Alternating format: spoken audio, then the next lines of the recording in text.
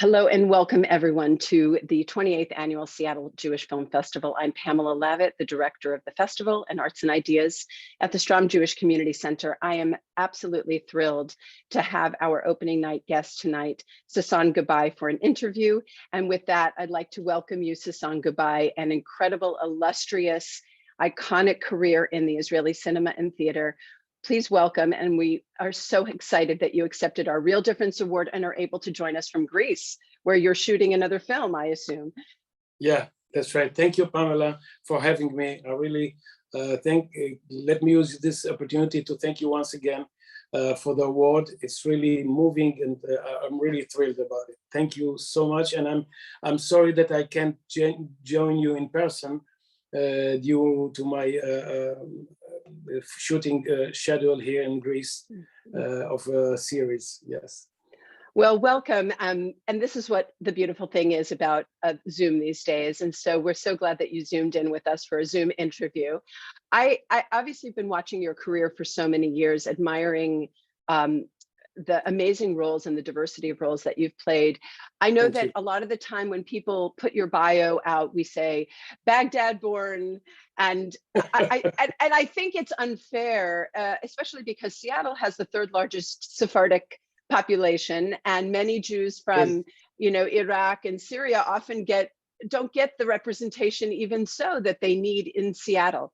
I'd like to know a little bit more about where you were born. You came to Israel when you were 3. I want to understand a little bit more about your background, because I think it does inform your work a great deal. Yes, probably yes. And as everyone's background is influential on his life and his work and his way of behavior. And so first of all, the thing with Baghdad, I think it's exotic. So I'm not surprised that people are linked into that. Well, I was born, as you said, in Baghdad, Iraq. I came to Israel when I was 3 years old. I don't remember anything, as a matter of fact, from Baghdad. But I know the culture, I know the language. At home we spoke Iraqi Arabic, or to be more precise, Jewish Iraqi Arabic. And so this is the language, my mother tongue language, which I lived with and grew up with. But since I was young when I came to Israel, my generation and at my age absorbed many cultures. So at home we were speaking the Jewish Arabic, as Iraqi Arabic, as I told you. Outside we spoke Hebrew. We were 4 brothers at the time. So my oldest one was kind of a bridge, but he came to Israel when he was 13. He was kind of a bridge between Iraq and Israel, and sometime he was inclined with classical music. The other brother was into American music, Elvis and Polanka and all that, and the other one Israeli songs. So my culture is very mixed and very versatile. And this, I think it contributed a lot to my way of looking at things and accepting cultures and accepting behaviors of people. We were kind of, my generation, I used to, my mom didn't know to read and write Hebrew. So when she came to Israel, she went to study Hebrew, and I was helping her doing homework. So it was it's a mixed culture. My neighborhood where I lived, we were few Sephardic families in my neighborhood, in my school, also my elementary school. So I really grabbed many cultures from all over, from Eastern Europe, from America, wherever I met. Each one, it was a melting pot, a mixture of cultures so that I think eventually helped my career and my data, if I may so say. So I guess you've already started talking about what it was like growing up in Haifa. Is that correct? Yeah. And I'm wondering, you know, Haifa, of course, being a multilingual city, and how it was that that influenced your decision and your early decision to become an actor. Where did you get your first exposure? Well, I was a very shy and very introvert boy. And that's what I remember myself like that. And once by accident or not accident, we did in the school some sketch of a small play. And when I did it, I felt all of a sudden very relaxed, very self-confident, like I felt in my own homeland. It's a new homeland that I discovered, which I felt relaxed with and part of it. I wanted to maintain this feeling over and over. And I started to be interested in theater. At the time, there was not so much theater in Haifa, and we didn't have so much money to buy tickets for theater. And we have in the radio, where there were radio shows in every Saturday. And I remember myself listening to the radio every Saturday and absorbing and plays, Israeli and international play and classical play. I became more and more interested in theater. And then I started, there was the Haifa Municipal Theater was established, and I started to go to shows. And since this age, I think I was 12, maybe 11, maybe 10, I had this dream of becoming an actor. And eventually, after so many years, I performed in this theater, in Haifa Theater, Municipal Theater. And each time I went on stage, I remember the kid who was sitting in the last row in the auditorium and fantasizing that it was impossible dream for me that one day I will join and be on this stage. I really think that says something to all the shy kids in the world, that you can have such an incredible, rich inner life that can come out on stage. Because one of the things I'm sure a lot of actors, maybe they don't admit it, but from what I'm hearing and what I'm listening, a lot of actors are shy, were shy as boys, as kids. And they find this craft in order sometime to overcome this thing and to open themselves to life. Maybe it's in some ways connected to Mayer character in our film Karaoke. Oh, well, please go on and tell us how that's the case. I think, well, Mayer and I don't want to make too much analyzing it, but his as a character is very also introvert, shy. That life put him down all the time, and he was kind of in prison of himself. He inhibit his emotions, his willings, so he. And there was one incident meeting the character of Leo Ashkenazi that triggered something new in his life, and that all years he was suppressing, and all of a sudden he started to feel things that he hasn't felt before, and he opened himself. It's come in different ways, sometimes in explosion, in bursts. But it changed its life. And this way I can find the connection between what we were talking before. Well, I can see why Jewish News said that Sasson Gabay has found a new racy role, but actually they also called it a masterclass of emotions.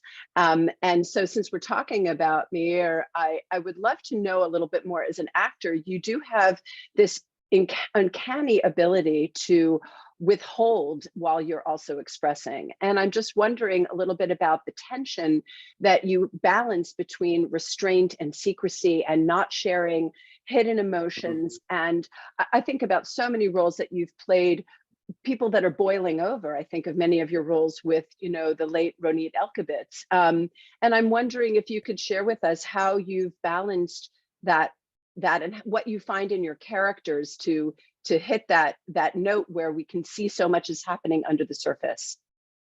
Well, it's something that I'm not aware of. You know, I'm very, when I'm dealing with the scenes, I'm very specific, and I'm trying to be as precise as I can, not to give the moment more than its need and less than its need. It's to be in the moment, and this is the guide that can take you safely to this direction, and the character will be truthful and also living from moment to moment. So it's not something that I'm aware of and deciding to be this way, but at the same time saying that I find it's intriguing to leave some secret in the character for the audience to reveal,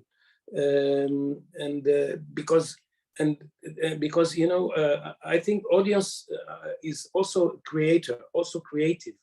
When you watch film, when you watch TV or watch a piece of theater, you also become an artist, because you take what you're hearing and you put it in your life, in your memories, in your emotions, in your knowledge, and your personality, and live with it, and create something that I don't know. You know, I'm on stage or I'm on screen. I don't know what's going on with you, the audience.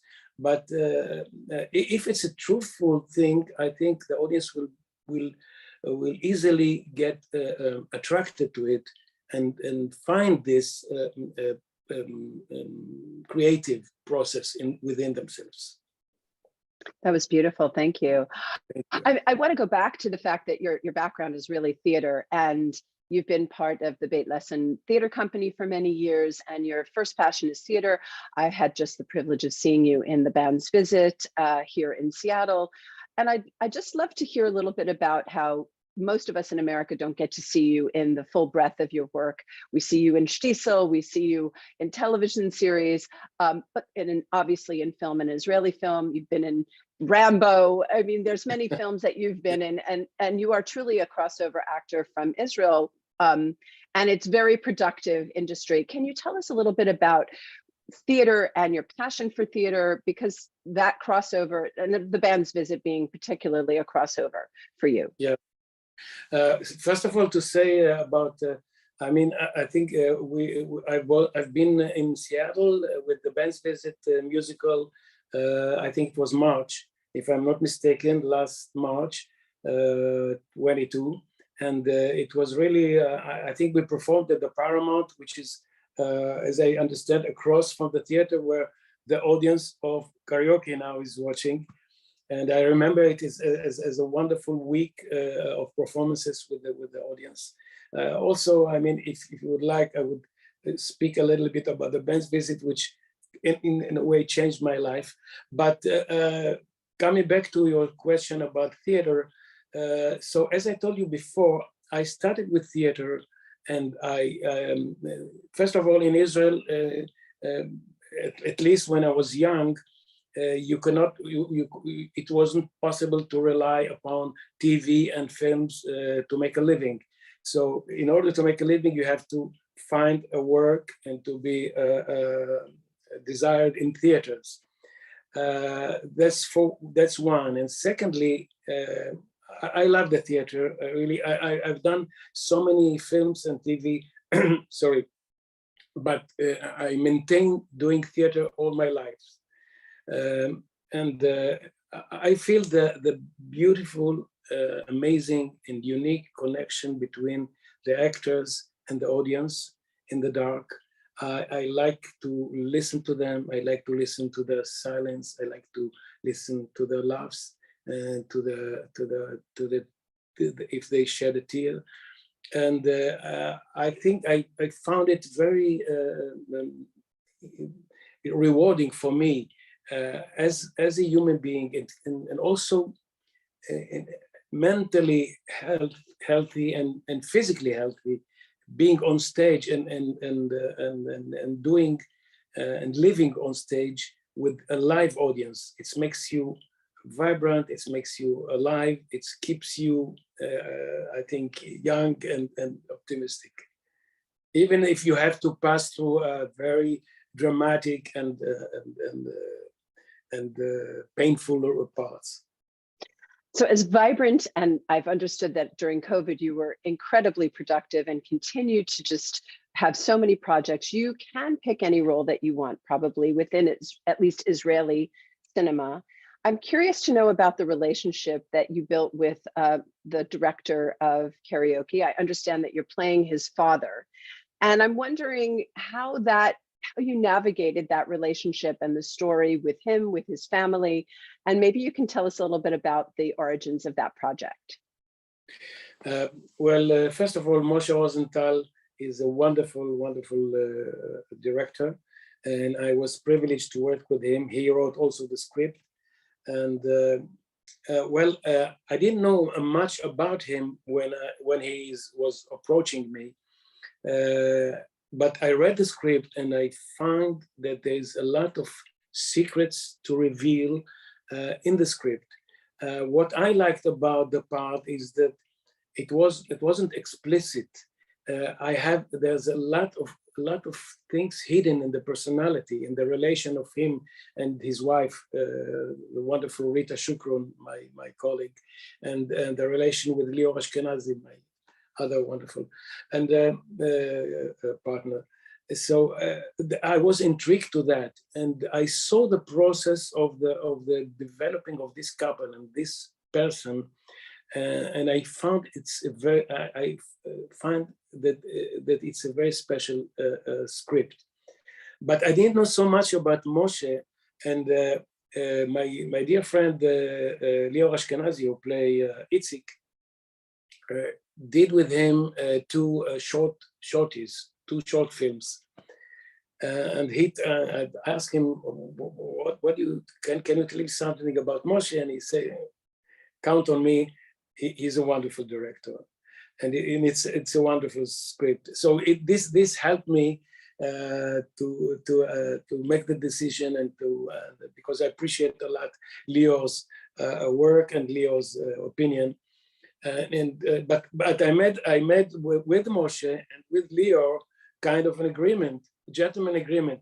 I'll do the part only if you do your part and nobody else. And I told Moshe, look, I'm doing it only if Lior does it.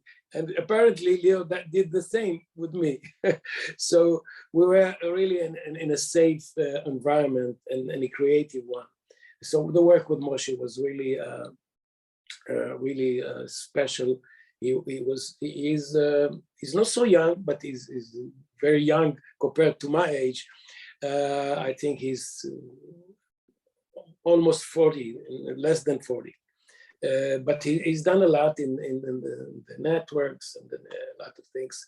But he's got a mature attitude toward life, and the lives of his parents, which apparently was influential in this film.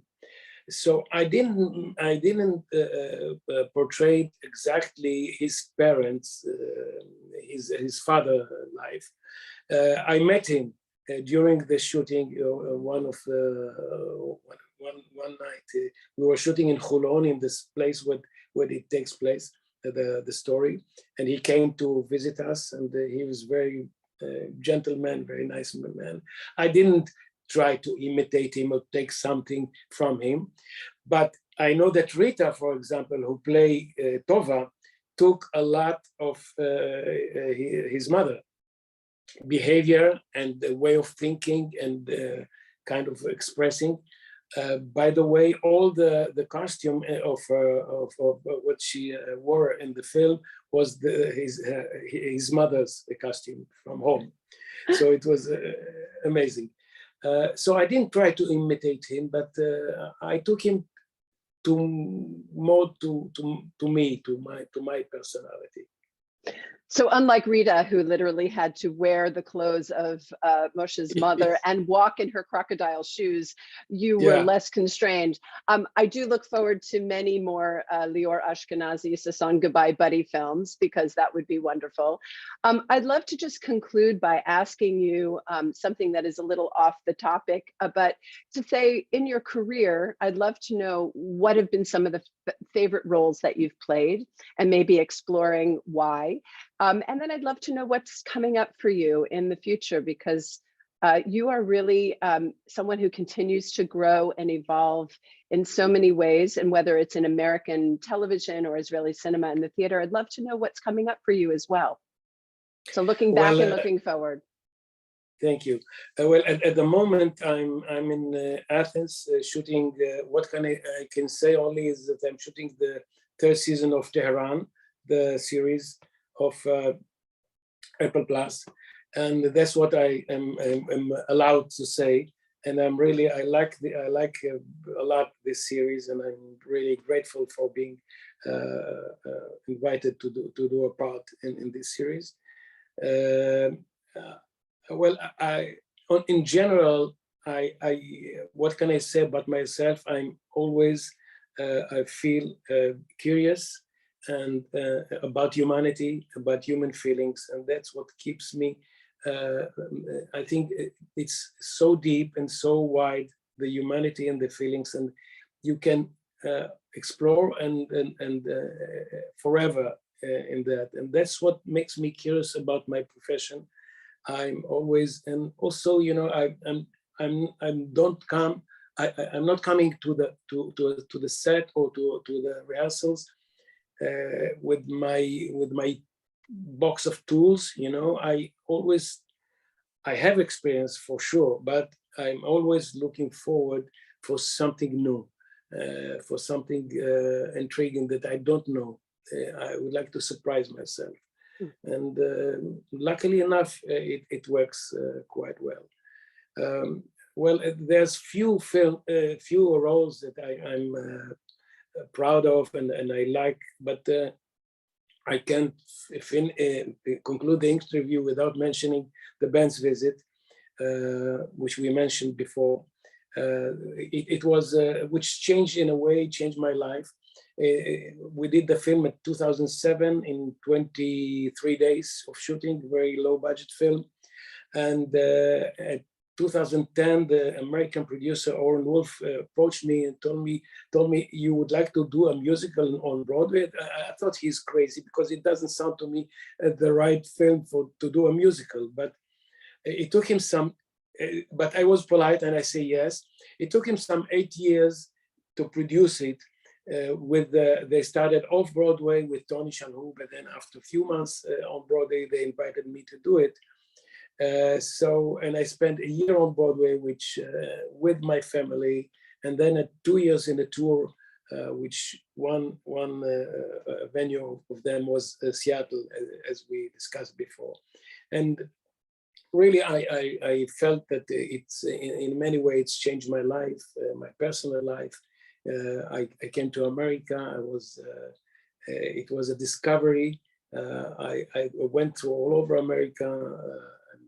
My son also in the first year had a part in the film, in the musical. So I have to mention Taufik in Broadway. Amazing. Well, we are just so thrilled to have had you here. And of course, this is just a beautiful moment in the film. I'm sure everyone will enjoy. Thank you so much. We add one small award to your illustrious career of many awards that you have won in stage and in theater. Thank you, Sasson Gabay, for joining us at the Seattle Jewish Film Festival.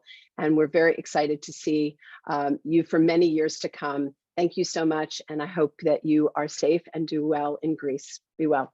Thank you. Thank you, Pamela, for inviting me. And I wish the audience of the festival to enjoy Karaoke and the other films. Thank you. Thank you so much.